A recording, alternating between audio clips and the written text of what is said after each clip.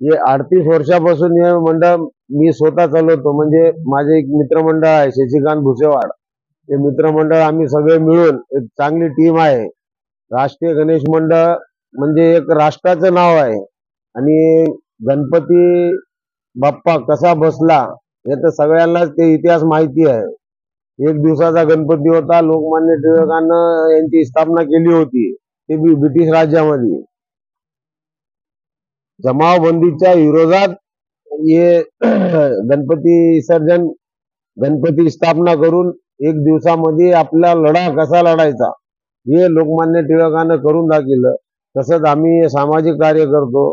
महिलाचे खेळ, लहान मुलाचे खेळ आणि महाप्रसाद खूप मोठा झाला. आता रविवारीच महाप्रसादाचं आयोजन होतं. खूप मोठा महाप्रसाद झालेला आहे. आणि राष्ट्रीय गणेश मंडळ आता पुढच्या वर्षी 75वं वर्ष आहे.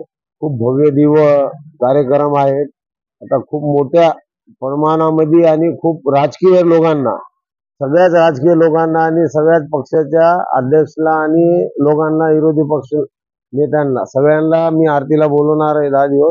10 दिवस तेच राहणार आहे आणि खूप चांगले उपक्रम घ्यायचे 10 दिवस.